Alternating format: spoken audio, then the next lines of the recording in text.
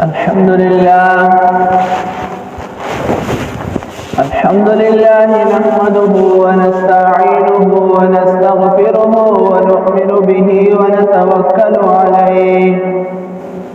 ونعوذ بالله من شرور أنفسنا ومن سيئات أعمالنا من يهده الله فلا مضل له ومن يضلله فلا هادي له ونشهد أن لا إله إلا الله وحده لا شريك له ونشهد أن سيدنا ومولانا محمدا عبده ورسوله أما بعد فأعوذ بالله من الشيطان الرجيم بسم الله الرحمن الرحيم أفحسبتم أنما خلقناكم عبثا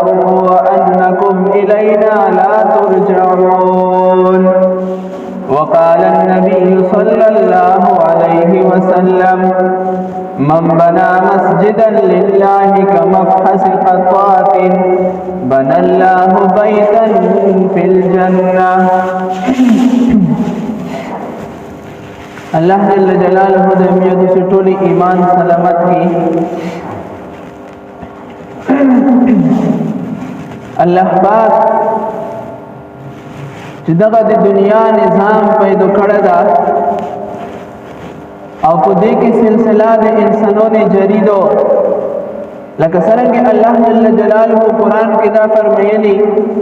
وما خلقت الجن والانس الا ليعبدون چې مو په دنیا کې د جنات او انسانونو د خپل عبادت لپاره پیدا کړی دي. د فرنګ الله جل جلاله سورہ مؤمنون آیت نمبر 115 کې فرمایي افحسبتم انما خلقناكم عبثا ایا تاسو دا ګمان کوئ چې په دنیا کې تاسو اسی بس پیدا شوی وي بس پیدا شوی وي سم مقصد منشتا. الله پاک فرمایي وانکم الینا لا ترجعون او دا غره چې تاسو دا ګمان وکوئ چې تاسو به دغه دنیا نه بیا واپسی نه کیږي. الله جل جلاله فرمایي یعنی په دغه آیات کې دې طرف ته الله پاک اشاره کوي چې په دنیا کې چې کوم انسان وخت دا محدود ده چې کله د انسان وخت پوره کیږي وانکم الینا لا ترجعون آیات حساب دغه طرف ته اشاره کوي چې تاسو به مو طرف ته واپسی نه کوئ یعنی اصل زوی هغه آخرت ته دنیا ته چې انسان ارغله ده هغه عارضی ده نو الله پاک فرمایي چې تاسو به خپل اصل طرف ته بیا واپسی کوئ چې هغه آخرت ته. دغرنگ اللہ جل جلالہ کو قرآن مجید کے 29 سپرے کے سورہ قیامہ آیت نمبر 36 کی فرمائی ایحسب الانسان ان یترک سدی. اللہ پاک فرمائی چې آیا انسان چې په دنیا کې پیدا شوی دا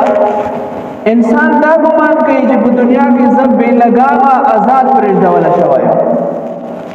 بلکې الله پاک فرمایي چې نه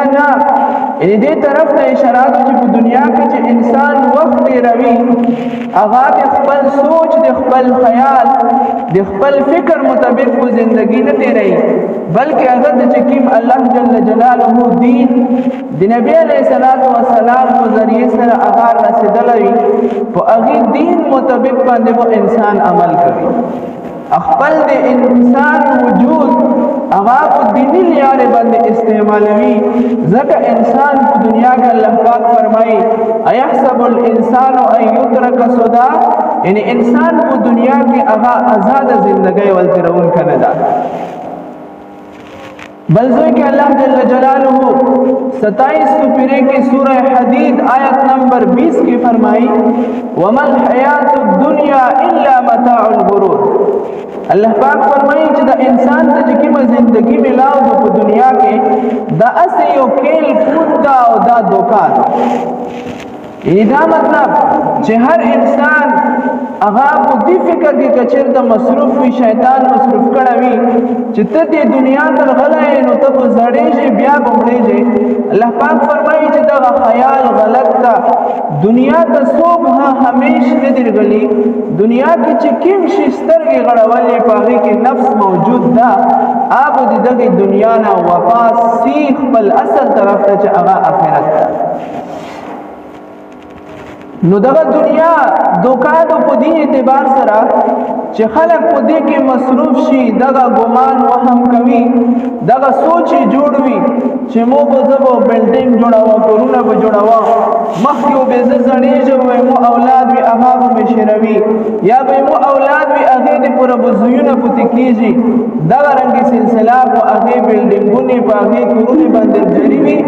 یو نمړېږي خو هغه دنیا هغه سي پته کیږي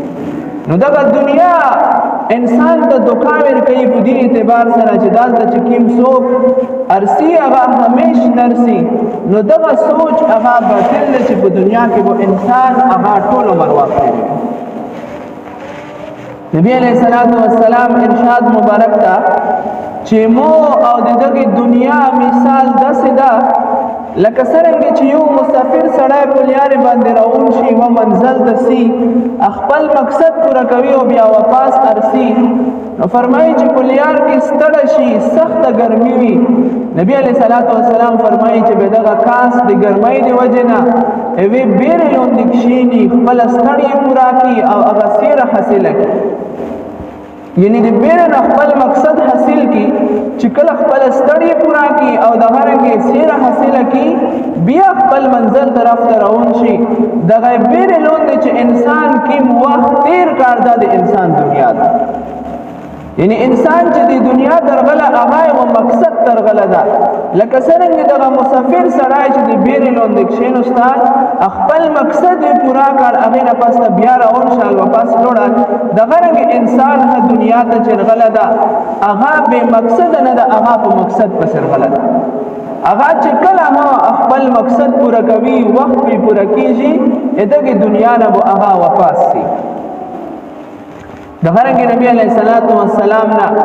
حضرت سهل بن سعد رضی الله روایت کړه دا ارشاد نقل کوي چې نبی علیہ الصلوۃ والسلام فرمایل چې دغه دنیا کې چې خلک ژوندۍ تیروي او خپل ژوند پکې مصروف کړي وي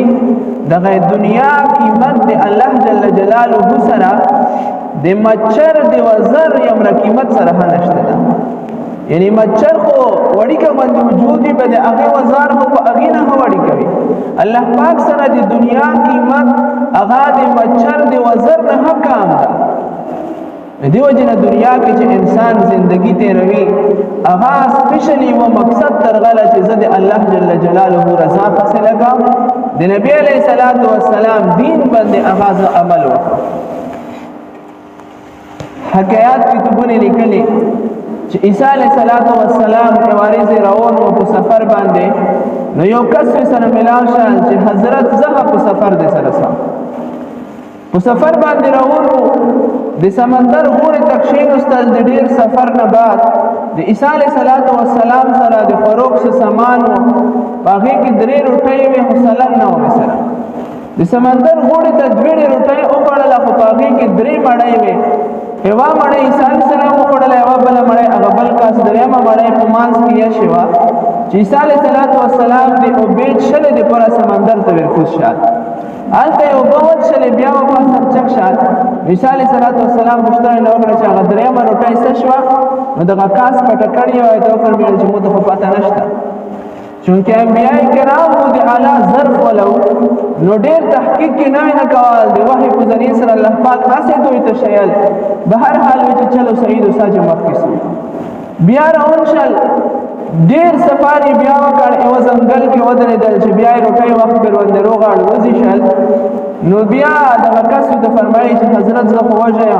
عیسی علیہ الصلوۃ والسلام ته الله پاک دا معجزه ورکړی او چې هغه بمړي جمع نه کول مړه په پروت الله پاک دا هغه معجزه وروا چې کوم باذن الله هغه د الله پاک په اجازه سره مړي کې بیا صحیح نه روغلا و بدرېدا د عیسی علیہ الصلوۃ والسلام معجزه وا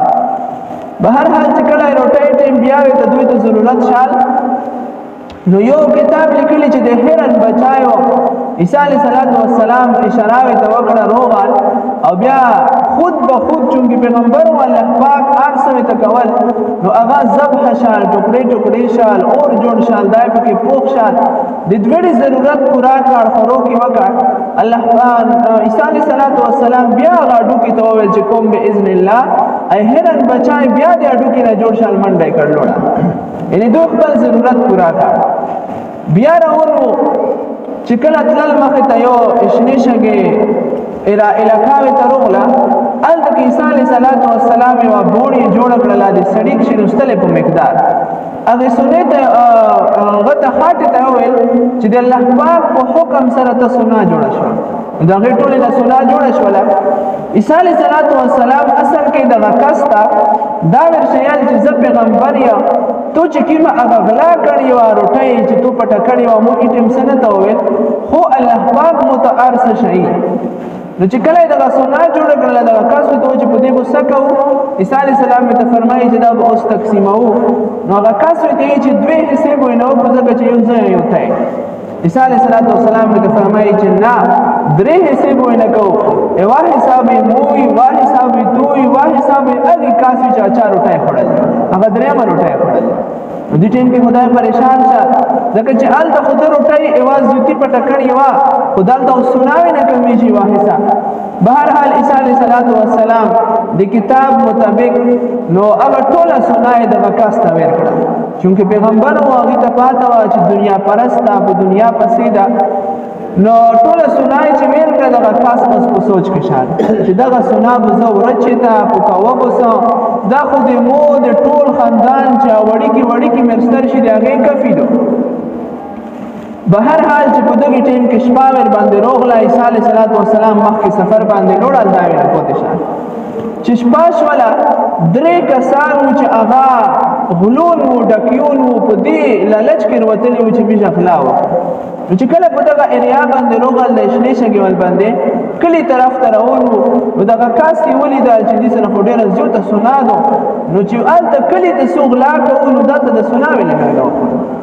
بهرحال هغې کس ته روغل داسې ورته وایي کدل چې څه شی دی سونا ده نو دا خو میږه خو غلون یو غلې پسې روان یو بس الله پاک دلته روغله نو هغه کس ته وویل چې تاسې مونه ټوله سونا ما پټوئ خو داسې به وکړو چې حصې به یې وکړو تقسیم به یې وکړو تاسې درې کسان یو زه یو یا زه غونډه هسې نه شي وړی څلور حصې به یې نه وکړو تاسو ته به یې وایو حصه درکړم مو ته وپتې شي به یې کټه سو نو دوی ته وویل چې صحیح ده خو هلې روټۍ ټیم ده توره شپه ده میږ نه ده خوړلې تو به نه وي خوړلې میږ به پیسې ډېر کړو داسې وکړه چې به زور طرف ته لوړ شه روټۍ وروړه ځکه چې میږ چې روټۍ پسې سو خورو کړو میږ خو غلون یو خلک یې کووني ولو نو بیا مو خیر نشته بهرحال روټۍ ته یې پیسې ویل کړې دغه کاس چې هغه سونې ته نوس و لوړه روټۍ پسې روټۍ یې ډله اوس دلته کې چې حکیم کاس روټۍ پسې لوړل هغه په دې سوچ کې وه چې زه داسې طریقه کوم چې کله روټۍ وخوره نو په بازار کې به دې باندې زهر ولګوم نو دوی ته به یې روړم چې دوی روټۍ ته کښېني وایي خوري نو دوی به ټول مړه شي سونا به مو ته پاتې شي هغه درې کسان چې کوم غلون وو سونې ته نوس وو هغې دلته پلان جوړ کړ چې دا چونکې یو کاس ته دای به میږه ولږو به زور ته چې دای به پاسر سي نو ډایرکټ په یې مړوو میږ چونکې درې یو په برېدای شي سونا هغسې منځ کې پوتې ده چې کله دغه درېیم څلورم کاس روټۍ ته چې لوړ وم پاس روغل هغې ډایرکټ اټیک ورباندې وکړ حمله یې وکړه دا خو یې مړ کړ اوس هغې ته خو پته نشته چې په خوراک کې زهر هم میلاو دي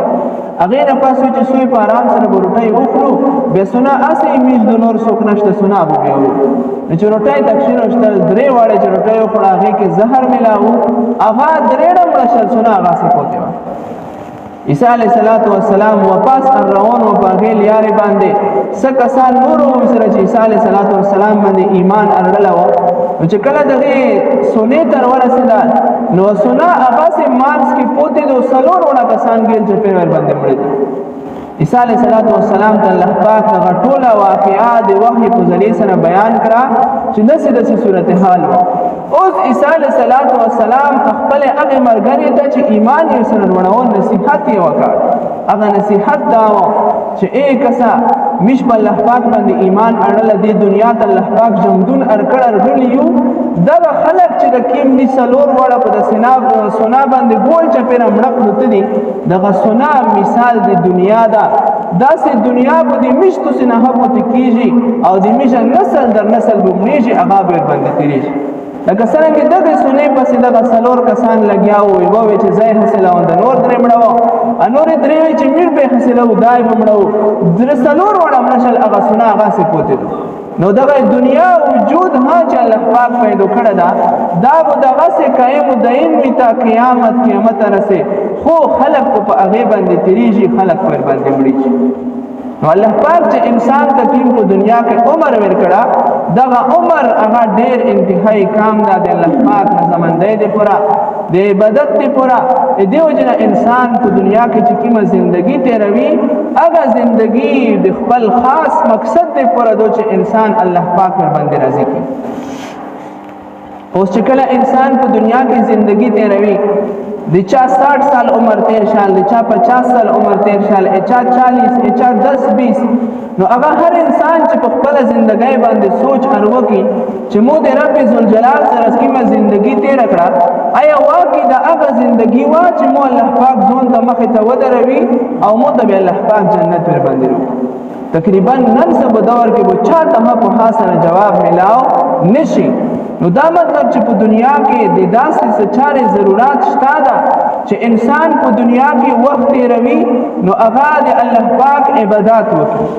خو قانون دا ده په دنیا کې چې کله انسان مړ شي نو انسان د اعمال عملنامه بس بند شي نو چې په دنیا کې انسان زندگی چا مثال کے طور پر زندگی تیر کړي د مرګ په اس بات نه لګي چې چاته بس کلر سی سټمبر سی نو که یو انسان هغه او زندگی تیر کړي لږ واخې پوتې ده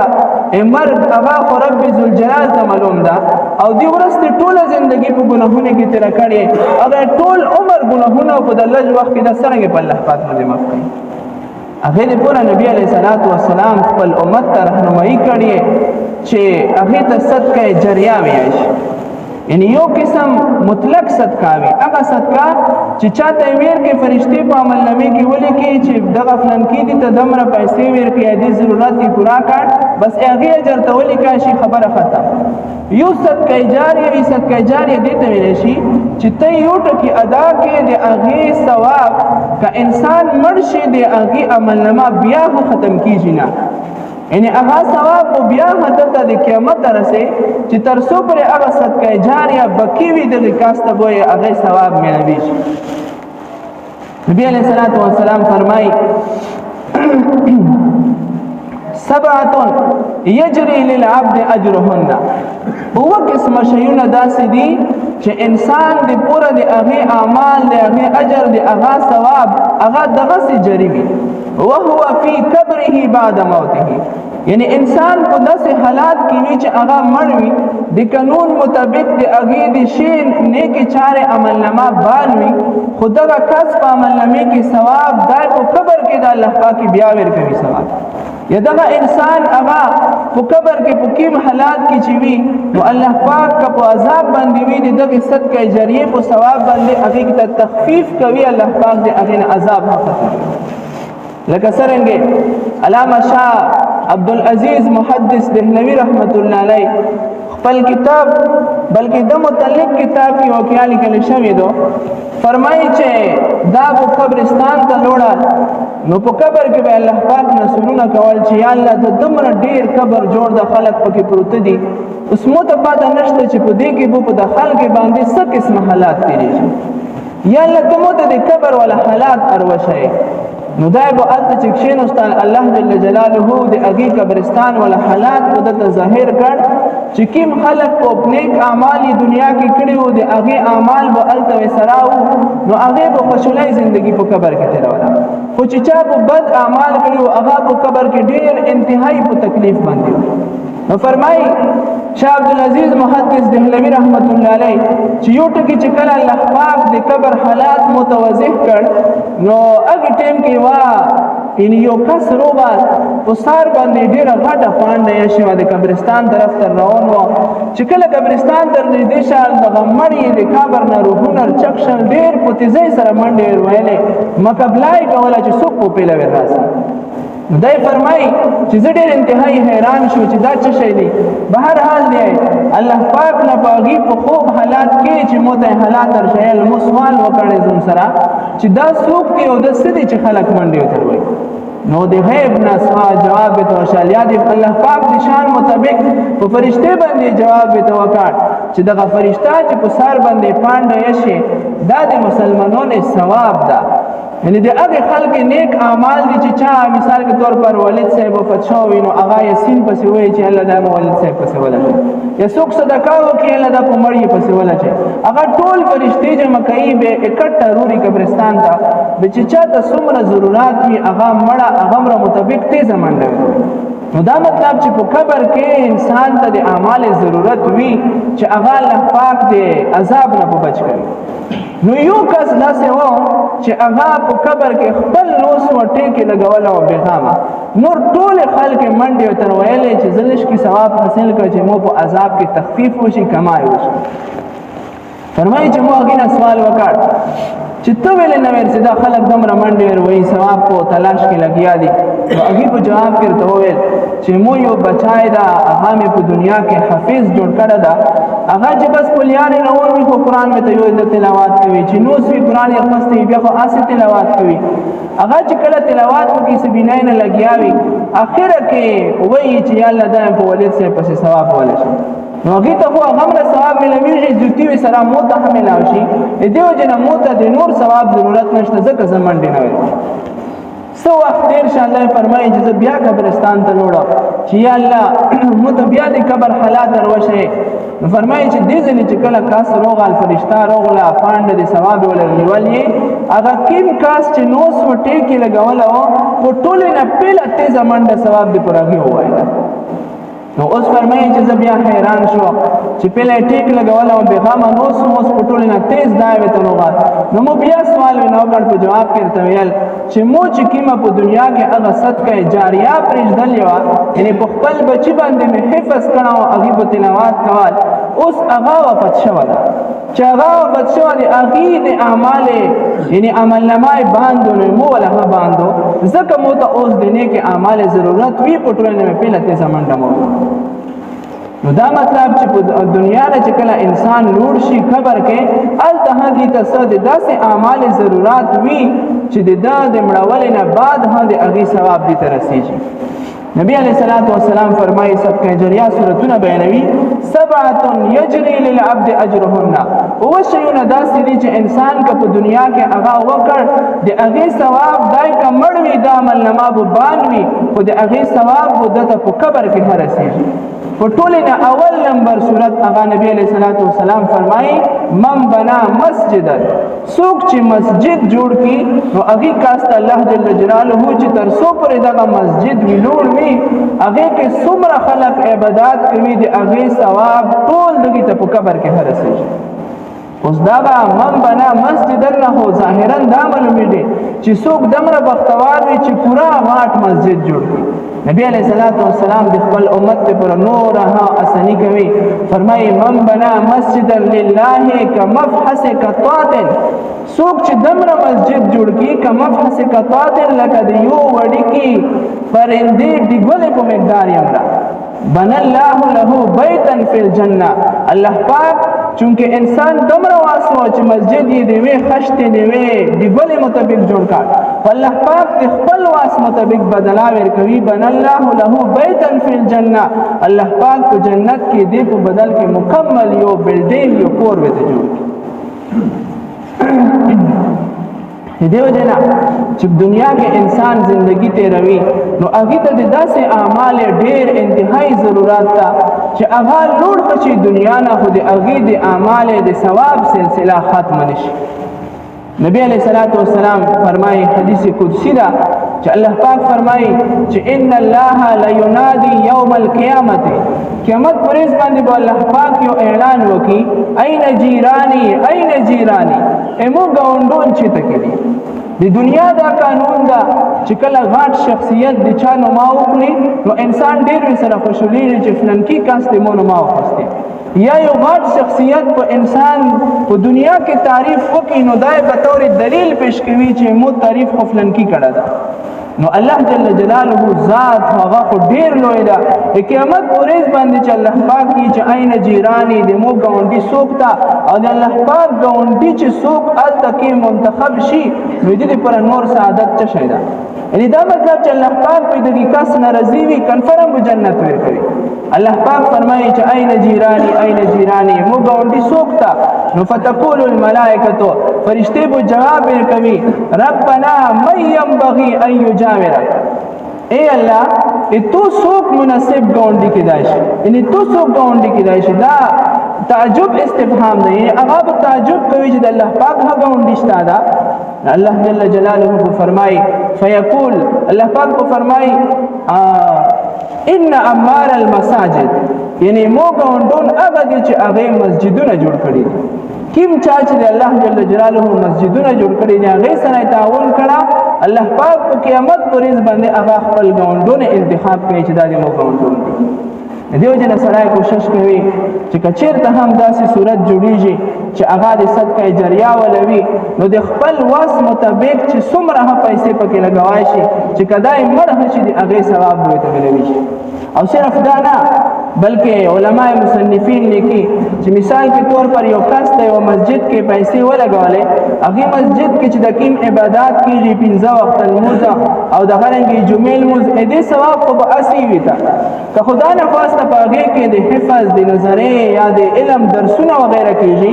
بیا د دغه عبادت سره سره د هغه قرآن مجید چې څومره ثواب یې آب وي ته ملوي بیا پاګي مسجد کې چې کوم خلک حافظون جوړ شي هغه په رمضان کې مختلفې زیونه تسی ختمونه کوي دغه رنګ هغه که خدا نه خواسته علم جوړ شي بعد کې چې هغه نور کسانه ته علم ورشي نو دغه صدقه جاریه به تا قیامت د انسان په عمل نامه کې لګیا وي جریب الله جل جلاله د دې ټول ته په خبره باندې عمل کول توفیق نصیب کړي واخر دعوانا ان الحمد لله رب العالمين ربنا ظلمنا انفسنا وان لم تغفر لنا وترحمنا لنكونن من